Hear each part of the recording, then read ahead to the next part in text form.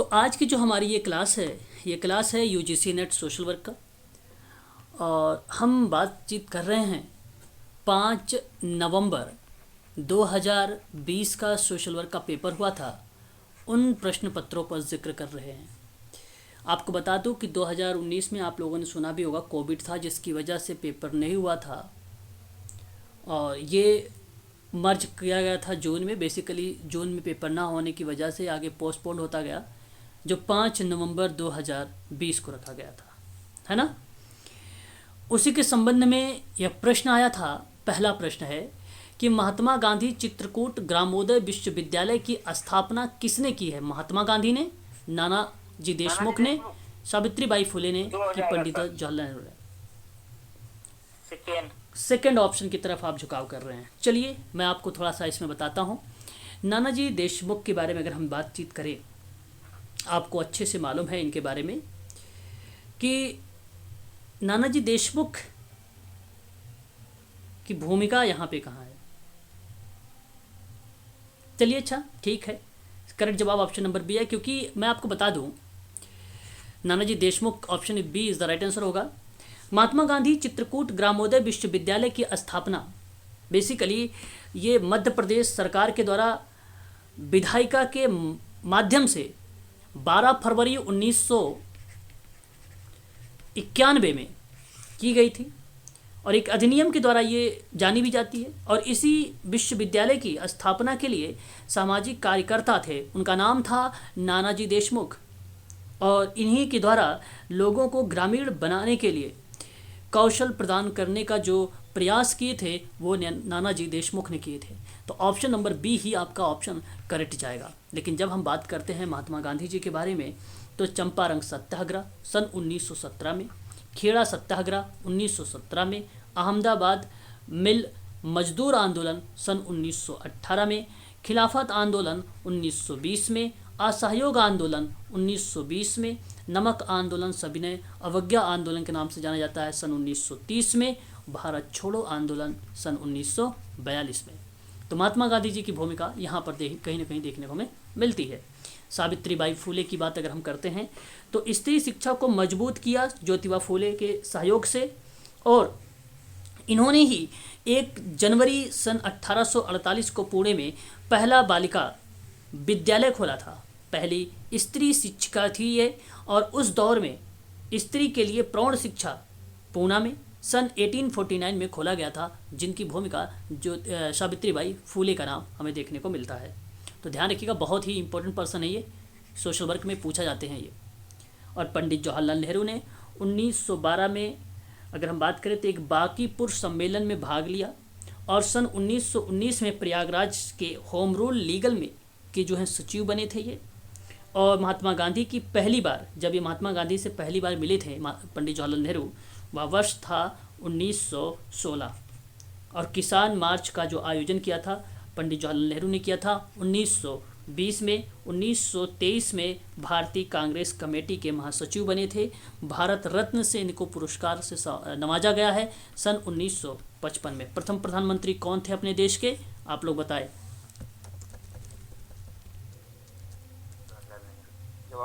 Jawaharlal.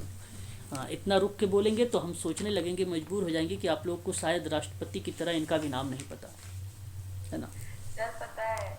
Okay, राष्ट्रपति तो पता नहीं है आप लोगों को, आप लोग पढ़ा करो थोड़ा सा, है ना। चलिए आगे बढ़िए। क्वेश्चन नंबर 2 देखिए, हमारे ट्रांसफार्मिंग आवर वर्ल्ड के नियमित विकास एजेंडा की समय सीमा क्या नियत की गई है? क्या आप वर्ष 2030 लगाएंगे, 2007, 2050, 2040? ऑप्शन नंबर ए ना। बहुत ही सरल सवाल आ गया। SDG सस्टेनेबल डेवलपमेंट गोल, जिसको 2015 से लेकर 2030 तक चलाया गया है। हालांकि ये सही तरीके से लागू हुआ 2016 से, जैसा कि आपको पता है, और 2030 तक सभी लोगों और दुनिया के लिए एक बेहतर और एक टिकाऊ भविष्य प्राप्त करने के लिए एक खाका तैयार किया गया था, जिसमें से 17 लक्ष्य रखे गए थे। मैंने पहले भी आप लोगों से बता चुका हूं, और इसमें कुल टोटल 169 जो हैं विशिष्ट लक्ष्यों की बात की गई है। इंडिकेटर्स की बारे में अगर हम बात करें तो पेपर में 244 आ चुका है, 244 आया हुआ है। और जब हम देशों के भाग लेने की बात करते हैं तो 191 पेपर में आया हुआ है, लेकिन बेसिकली 193 है। इनके बारे में भी थोड़ा सा आप लोग ध्यान रखेंगे। कुल पैराग्राफ की अगर बात करें आप लोगों से, इसमें 92 पैराग्राम है और पैराग्राफ 59 रखे गए हैं इसमें, 59।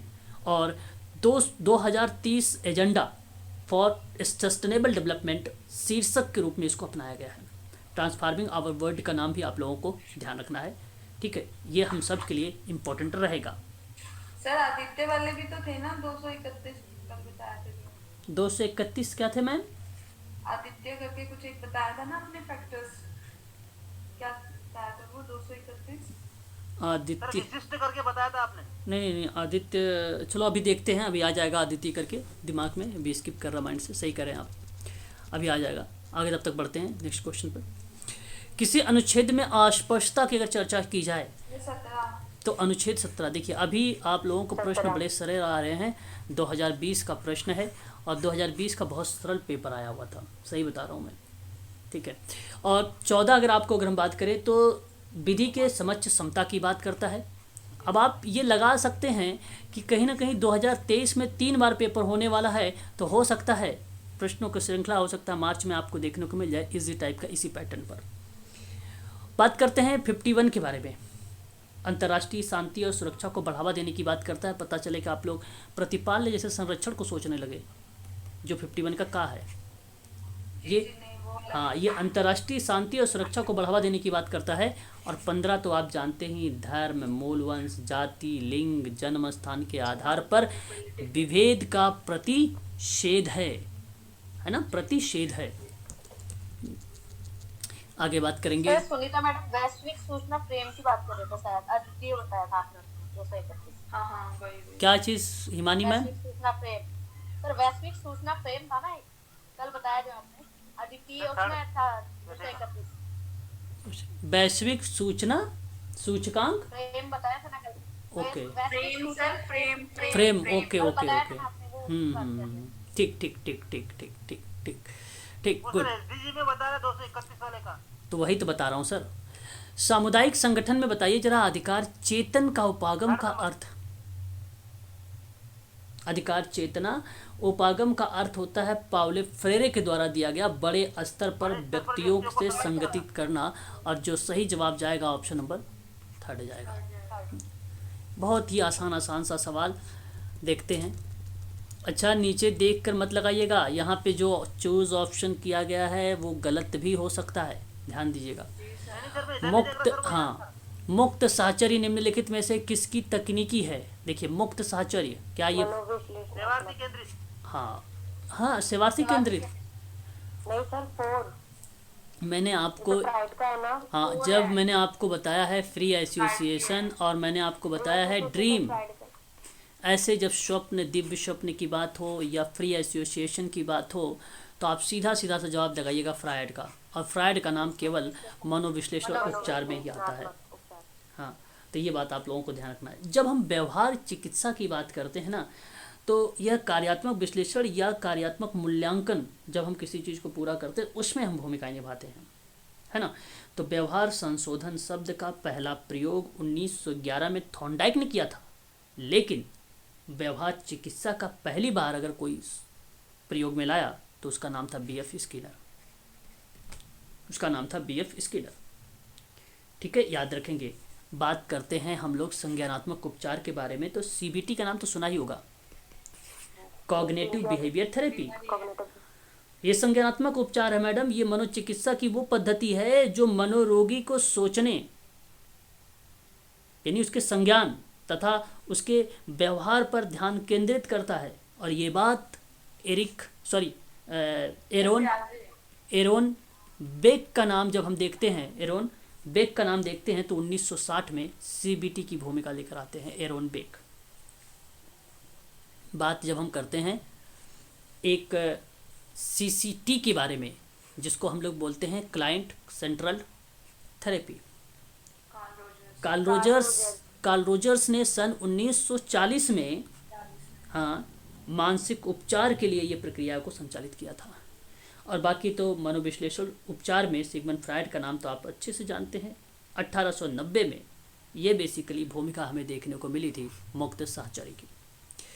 ठीक है, समव्यवहार विश्लेषण सिद्धांत की बात अगर हम लोग करें तो आगे बात करते हैं। यहाँ पे क्या बन सकता है समव्यवहार विश्लेषण के सिद्धांत में, अगर हम अहम अवस्थिति कौन बताएगा?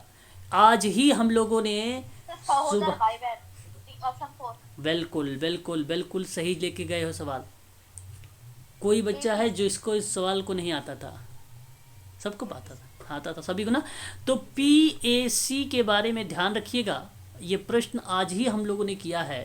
जी sir. Parent, adult, child. Adult time. हाँ, और मैंने थोड़ा सा बताया भी था आप लोगों को, जो सहोदर भाई बहन है ये आपका सही नहीं है। और ये किस व्यक्ति का नाम आता है? किस व्यक्ति का नाम आता है?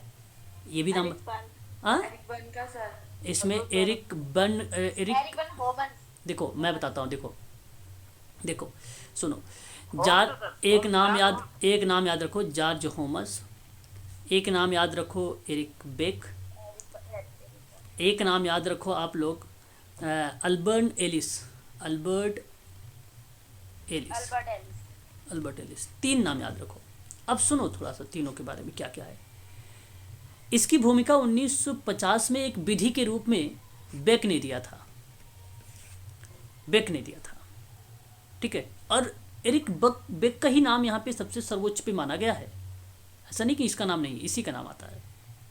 और एरिक बेक ने जो 3 अहम अवस्थितियों के बारे में बात किया, माता पिता, वयस्क, प्रौढ़ वगैरह के बारे में, ये इसी का शब्द है। जॉर्ज होमस और जॉर्ज होमस ने जो लाइफ पोजीशन की जिक्र किया था उसमें रिलेट करते हुए इन्होंने बताया है। सर उन्होंने कॉन्सेप्ट दिया है ना। हाँ, कॉन्सेप्ट की बात आप कह लीजिए, है ना, ये कह लीजिए। और जॉर्ज होमस के बाद जो अल्बर्ट एलिस की भूमिका आती है समव्यवहार विश्लेषण में, अल्बर्ट एलिस भी कम नहीं रहे हैं।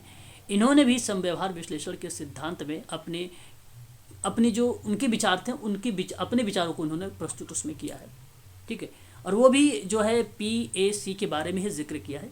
लेकिन अगर नाम आएगा तो आप लोग लगाइएगा यहाँ पर एरिक बेक का ही नाम। ठीक है, एरिक बेक का ही नाम लगाइएगा, तीनों लोगों का नाम आता है। ठीक है, बहुत ही इंपॉर्टेंट शब्द है आपके सामने ये। आगे बात करते हैं क्वेश्चन नंबर नेक्स्ट। गेसिल सॉफ्ट और गेमेन सॉफ्ट की अवधारणा का जो श्रेय जाता है टॉनेज। क्या आप, अगर हम गेसल सॉफ्ट की बात करें तो इसको नाम कम्युनिटी दे सकते हैं? समुदाय और जी। और गेमेन सॉफ्ट की अगर हम लोग बात करें तो सोसाइटी। जी बोले, दूसरा संघ। बोलिए सर क्या कह रहे हैं? संघ बोल रहा था सर मैं। सन 18 सर वही यही बता रहे थे, संघ बता रहे थे। अच्छा संघ, अच्छा ठीक। सन देख लीजिए 1887 है। ठीक है, 1887 है एफ्टोनिस का, ध्यान रखेंगे। ऑप्शन नंबर आपका यहाँ पर जो आएगा वो ये करेक्ट हो जाएगा। ये जो नाम देख रहे हैं जेरोकिन नहीं है, सेरोकिन है। ये कौन है? सेरोकिन तो भावनात्मक, चेतनात्मक, आदर्शात्मक, 3 ऐसे शब्द जो आपको अच्छे से पता होगा social and cultural dynamics topic में 1882 में जिक्र किया था। आपने नाम सुना केनिथ डेविस के बारे में? ये ना ये जो हैं संवाददाता अनुमान का सिद्धांत दिया है सन 1965 में। जिमेरमैन का नाम मैं आपको बता दूं। आप कितने लोग जानते हो SRL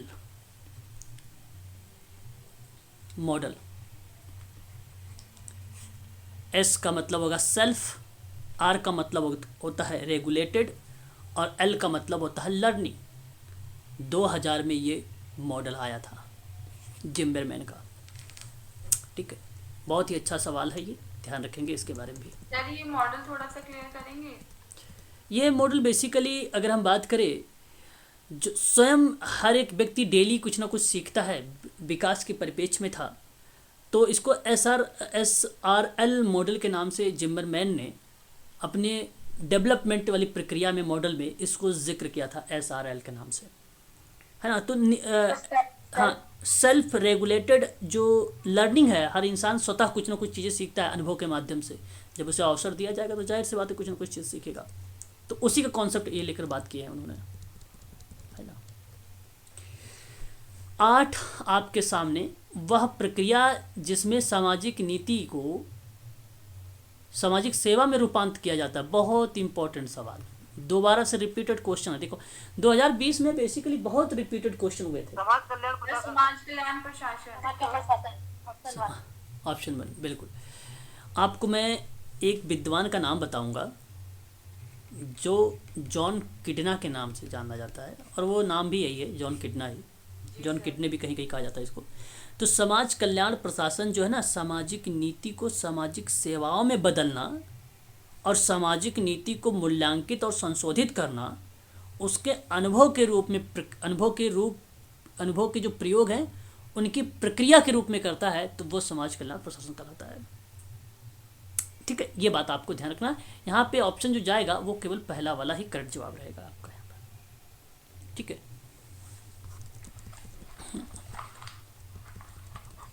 सामुदायिक संगठन में सामुदायिक परिषद के कौन से कार्य, देखिए अब अगर आपको सामुदायिक परिषद के कार्य पता होंगे तो आप आसानी से कर लेंगे।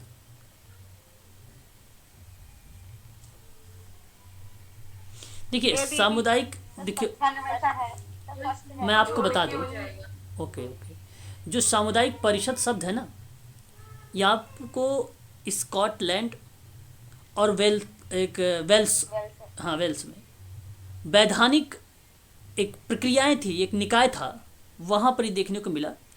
और सामुदायिक परिषद यूके में एक जनप्रतिनिधि है जिसमें सामुदायिक परिषद, तो ये बेसिकली ना तथ्य अन्वेषण की बात करता है, ये लोक समझदारी को प्रोत्साहन की बात करता है। आप लेकिन निधि जुटाने की बात अगर मैं करूं आप लोगों से, ये प्रक्रिया कम्युनिटी चेस्ट की होती, ना कि कम्युनिटी काउंसलिंग की। अगर मैं प्रश्न में कम्युनिटी चेस्ट लिखता तो केवल ऑप्शन सी को चुनाव करता। सामुदायिक परिषद लिखा है इसलिए हमें इन दोनों को देखना होगा, ऊपर के। फिर नीचे की अगर बात करें, देखो गतिविधियों का समन्वय भी कम्युनिटी परिषद यानी काउंसलिंग के अंतर्गत आता है। यानी आपका थर्ड वाला भी करेक्ट, यहाँ पे 4 वाला भी करेक्ट हो जाएगा। तो ए बी डी ऑप्शन जिसमें मिलेगा ना वही ऑप्शन आपका सही रहेगा, सामुदायिक परिषद। और ये जो है कम्युनिटी चेस्ट से है, चेस्ट, ठीक है, याद रखेंगे।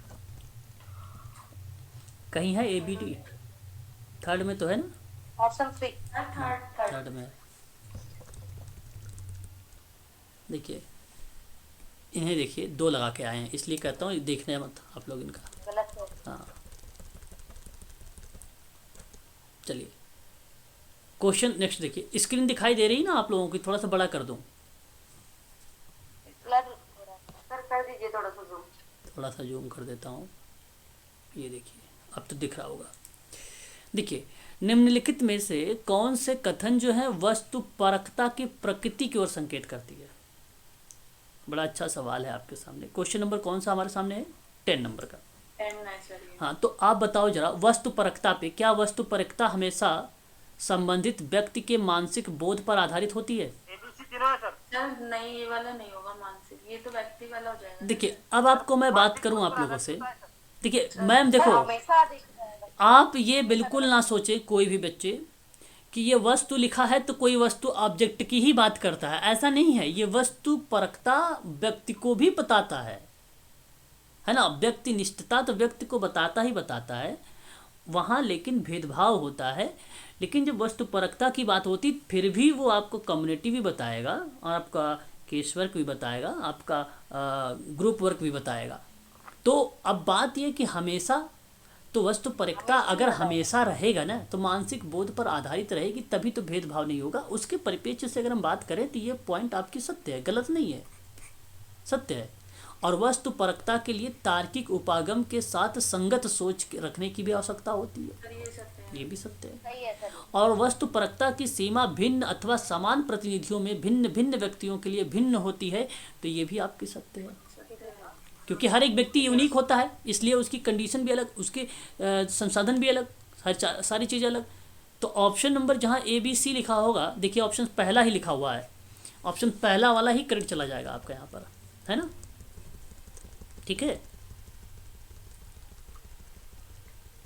चलिए क्वेश्चन नंबर 11 देखिए, रॉबर्ट रेडफील्ड। अच्छा, इसकी इंग्लिश नहीं आ रही क्या इस प्रश्न में? पता नहीं सर, देखा नहीं, देखिए तो ऊपर हाँ। आ रही है। नहीं आ रही है, आई थिंक नहीं आ रही है सर। नहीं आ रही है। अच्छा है सर हमारा नहीं नहीं, वैसे अच्छा नहीं है, Yes. अच्छा नहीं है, अच्छा तो नहीं है, हमने ध्यान भी नहीं दिया। चलो ठीक है, अगले वाले कल वाले पीडीएफ। हाँ वर्ड सर इंग्लिश में क्लिक कर हाँ। जाते हैं ना। एबीसी आएगा सर इसमें। रॉबर्ट रेडफील्ड ने एक लघु समुदाय दिया था और वह वर्ष कौन सा था? 1955। अरे वाह, क्या बात है भाई, याद है। यानी ये कल ही प्रश्न हम लोग जाते जाते करके गए थे। जी सर। हाँ सर। देखो, विशिष्टता परक है, लघु आकार भी है, निवासियों की एकरूपता भी है, क्या अन्य समुदाय, यही क्वेश्चन रिपीट ही कर दिया 2019 का। हाँ, ए बी सी लगा के चले आइए भैया मुस्कुराते हुए, कोई दिक्कत नहीं है। क्या पता इस बार भी आ जाए। काश हो जाए आप ऐसा, है ना। तो आपका जवाब ए बी सी है, तो बी वाला करेक्ट होगा। देखिए, रॉबर्ट रेडफील्ड लिटिल कम्युनिटी 1955 में इन्होंने एक किताब और लिखा था, द फोक सोसाइटी, और वो किताब थी 1947 की, है ना। सर उसमें तो ये बताया था 11 नंबर का, ये सर आप बी बता रहे हैं एबीसी, उसमें ये क्वेश्चन आगे पीछे हो गया क्या? एक मिनट रुक जाइए सर। एक किताब इनकी और था, चैन कॉमन करके, माया विलेज, और वो किताब आई थी 1934 की। सर ये कौन सी बना रहे हैं आप? चैन कॉम, चैन कॉम। हाँ चैन कॉम, आ माया विलेज, आ माया विलेज 1934 में। ये रॉबर्ट रेडफील्ड की ना? हाँ, रॉबर्ट रेडफील्ड के। इन्होंने ना विशिष्टता की बात की थी सर, जी। इन्होंने लघुता की बात की थी, इन्होंने समाज, जो है समाजिता मतलब अभी आप लोगों ने देखा जो ऑप्शन वो था, है ना, जिसको हम लोग बोलते हैं एकरूपता, और हाँ वही बात है। और उसके बाद इन्होंने एक बात किया था, आत्मनिर्भरता। हाँ, तो ये जो ऑप्शन था ए बी सी तो था, यही तो सही है ना, यही सही है ना, कि कोई और लगा दिया मैंने? ये क्वेश्चन इसी तरह थोड़ा चेंज तो नहीं हो गया? हाँ यही है। अरे क्या कर रहे हो आप, वही तो सवाल है। देखिए क्वेश्चन नंबर 12, बड़ा अच्छा सवाल है, बड़ा इस प्रश्न में बड़ा डिविएट हो जाता है ना। लेकिन देखिएगा कि अपहरण आएगा ना। केवल, हाँ यही अपहरण वाला से ही बड़ा डिबेट होता है। बेसिकली इनमें से पूछा, निम्न प्रकार से व्यक्ति अपनी नागरिकता खो देता है। देखिए एकदम प्रश्न रिपीटेड ही है, समझो। अभी हम लोगों ने पिछले कई क्वेश्चन एक बार देखा था, हमने बताया भी था आप लोगों से। एक तो समाप्ति भी कर सकता है सर, परित्याग भी कर सकता है। परित्याग का मतलब पूर्ण रूप से छोड़ देना, बल्कि यही होता है। समाप्ति तो आपको पता है, खत्म, अंत होना। अपहरण एक ऐसा अपराध है जिसमें किसी व्यक्ति या समूह को गैर कानूनी रूप से वंचित किया जाता है ना। तो तीनों है ना सर एबीसी? हाँ, ए बी सी ही यहाँ पे करेक्ट होगा। अपहरण भी याद रखेंगे, आयोग ने भी इस प्रश्न को सही माना है, गलत नहीं किया है। आयोग ने इस प्रश्न को सही माना है। और ये नागरिकता अधिनियम 1955 की धारा जो 9 है ना, उसमें जिक्र किया गया है ना। नागरिकता 7 वर्ष से लगातार भारत से अगर बाहर रह रहा है तो हो जाएगा, है ना, नागरिक। और अगर ये साबित हो जाए कि व्यक्ति अवैध तरीके से भारतीय नागरिकता प्राप्त की है तो वो भी खारिज हो जाएगा। यदि कोई व्यक्ति देश के विरोधी गतिविधियों में शामिल है तब भी वो उसकी नागरिकता समाप्त हो जाएगी। यदि कोई व्यक्ति भारतीय संविधान का अनादर करता है तो भी उसकी नागरिकता खत्म हो जाएगी। स्वेच्छा से किसी अन्य देश की नागरिकता स्वीकार कर लिया तो भी नागरिकता खत्म हो जाएगी, है कि नहीं। या देशद्रोही है तो भी हो जाएगा। किसी देश में अगर मान लो 2 साल की सजा हुई है किसी देश में उसको, तब भी भारत की नागरिकता खत्म हो जाएगी, है कि नहीं। तो आपका ये भी ध्यान रखना जरूरी है। ए बी जो सी है ये करेक्ट होगा। देखिए जरा कूट में है कि नहीं, ए बी सी है, बी वाले ऑप्शन में यही सही रहेगा, है ना।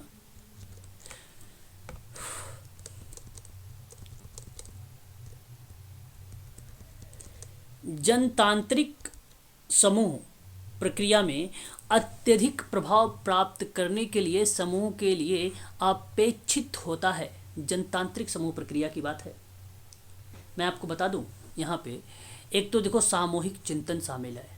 जनतांत्रिक प्रक्रिया में अत्यधिक प्रभाव प्राप्त करने के लिए समूह के लिए अपेक्षित होता है सामूहिक चिंतन। सामूहिक विमर्श, सामूहिक योजना निर्माण, सामूहिक क्रिया का मूल्यांकन, ये सभी शामिल होंगे। करेक्ट होगा सभी। आवाज़ जा रही है?